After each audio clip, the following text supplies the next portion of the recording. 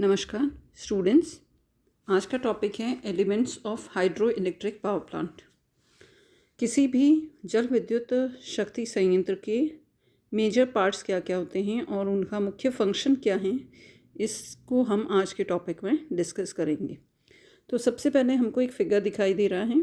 ये एक line diagram है हाइड्रो इलेक्ट्रिक पावर प्लांट का, और इसमें इसके कुछ मेजर पार्ट्स दिखाई दे रहे हैं, जैसे कि catchment area, reservoir, dam, then wall, penstock, then एक इनलेट वॉल है टरबाइन की तरफ, फिर ड्राफ्ट ट्यूब और टेल रेस। ये इसके कुछ मेजर कंपोनेंट्स हो गए और एक लाइन डायग्राम, सिंपल सा लाइन डायग्राम इसके लिए इसको समझाया गया है। तो वन बाय वन इसके मेजर एलिमेंट्स को हम डिस्कस करेंगे, उनके फंक्शंस को डिस्कस करेंगे।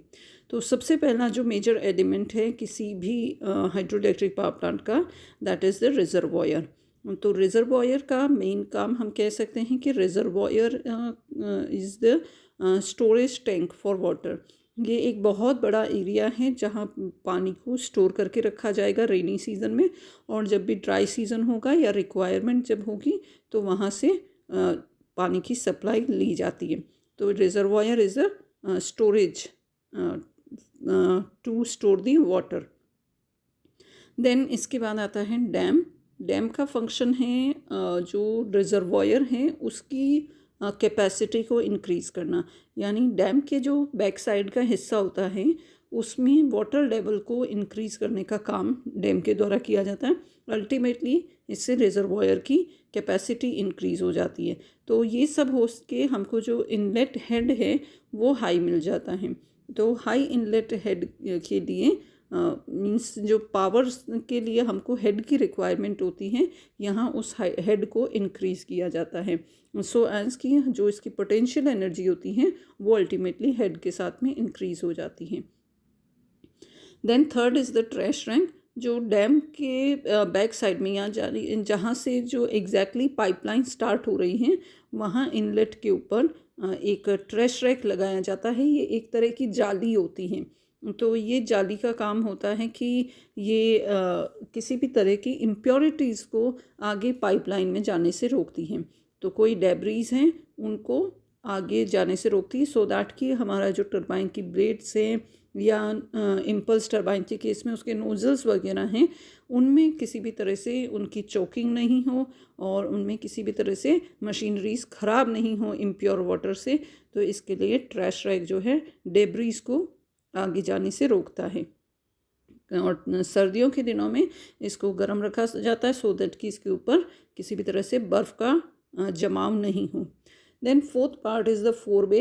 ये जो यहाँ पेन स्टोक दिखाया गया है ये एक तरह का पाइप ही होता है। तो इसी पेन स्टोक के ही आगे जहाँ ये कनेक्ट हो रहा है इसी में ही बीच में एक रिजर्वॉयर बनाया जाता है छोटा सा, जिसको हम रेगुलेटिंग रिजर्वॉयर बोलेंगे। ये वाटर लेवल को रेगुलेट करने का काम करता है, इसी को हम फोरवे कहते हैं। तो ये वाटर को टेम्पररीली स्टोर करेगा, तो कुछ टाइम के लिए स्टोर किया जाएगा इसमें, जबकि हमारा प्लांट पे लोड अगर कम हो जाता है तो वाटर की रिक्वायरमेंट आगे टरबाइंस में कम हो जाती है।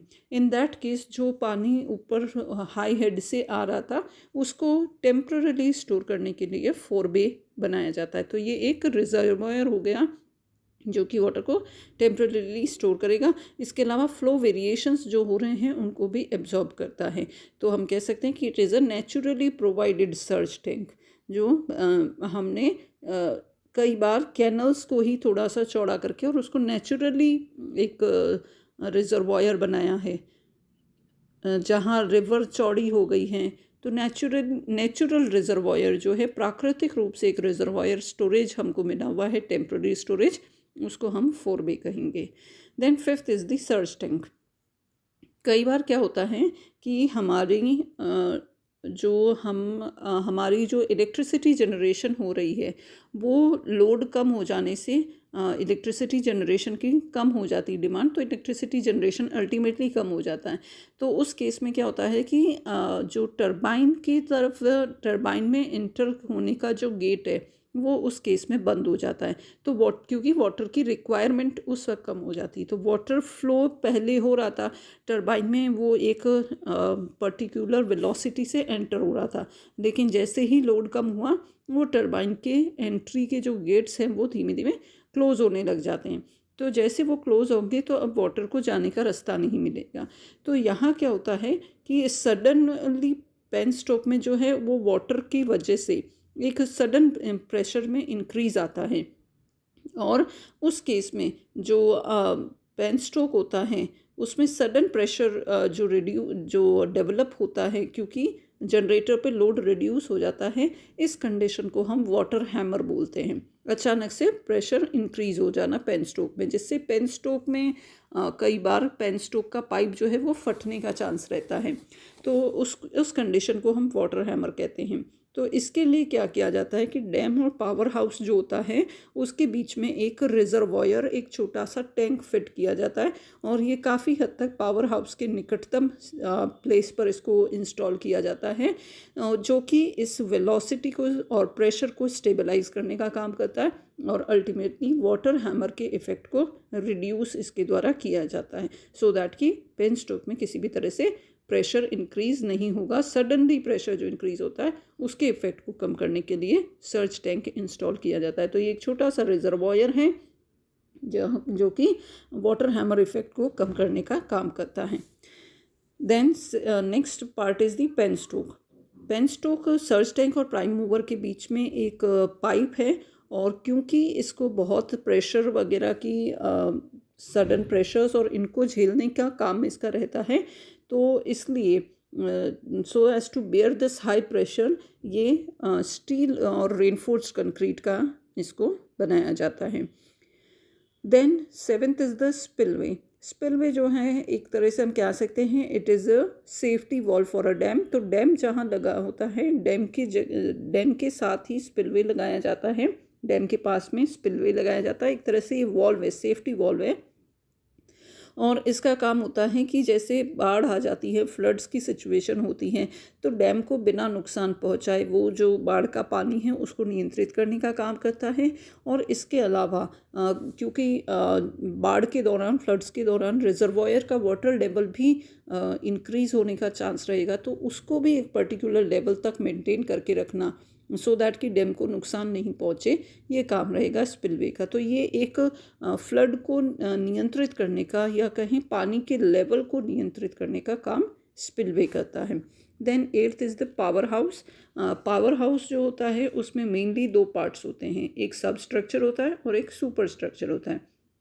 सब स्ट्रक्चर जो होता है जो हमारे सारे हाइड्रोलिक और इलेक्ट्रिक इक्विपमेंट्स हैं, जैसे कि आपका टरबाइन है, देन ड्राफ्ट ट्यूब है, और इसी तरह से इलेक्ट्रिकल में आपके जनरेटर्स, ऑल्टरनेटर्स, ये जो सारे पार्ट्स हैं इनको सपोर्ट करने के लिए एक स्ट्रक्चर बनाया जाता है पावर हाउस में, जिसको हम कंट्रोल रूम कह सकते हैं। तो ये सब स्ट्रक्चर कहलाएगा। और सुपर स्ट्रक्चर जो होता है वो इन सारे ही कंट्रोल रूम को और जो इक्विपमेंट्स हैं उनको प्रोटेक्ट करने के लिए बनाया जाता है। तो इन दो स्ट्रक्चर्स से मिलकर एक पावर हाउस बनता है। Then ninth is the prime mover. Prime mover जो है मेनली यहाँ पर हमने प्राइम मूवर टरबाइन को यूज़ में लिया है, तो वी कैन से कि turbine is the part of hydro electric power plant. तो हम प्राइम मूवर की जगह पर टरबाइन भी कह सकते हैं। प्राइम मूवर का मेन फंक्शन होगा to convert the kinetic energy of water into the mechanical energy. तो जो काइनेटिक एनर्जी है, जब हाई हेड से वाटर नीचे की तरफ फ्लो होते हुए आया है और उससे जो काइनेटिक एनर्जी जनरेट हुई है, उस काइनेटिक एनर्जी को प्राइम मूवर्स के थ्रू मैकेनिकल एनर्जी में कन्वर्ट किया जाता है, और उसको आगे इलेक्ट्रिकल एनर्जी में कन्वर्ट किया जाता है।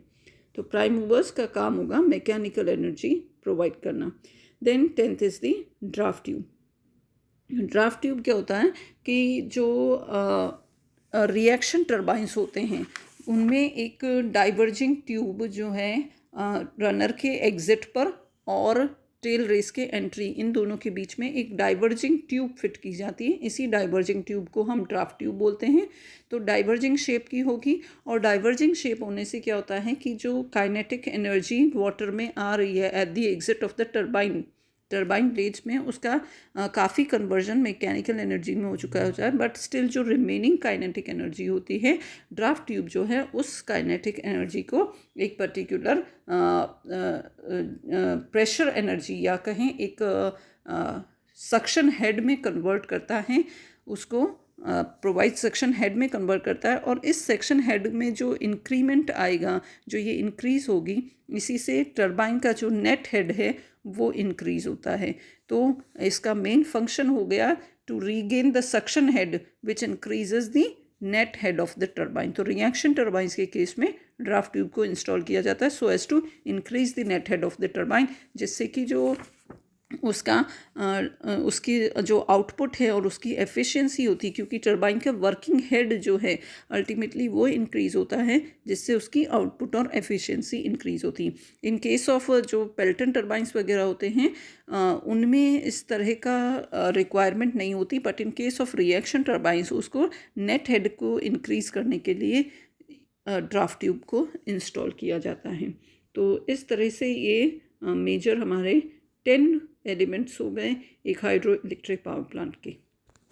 Thank you.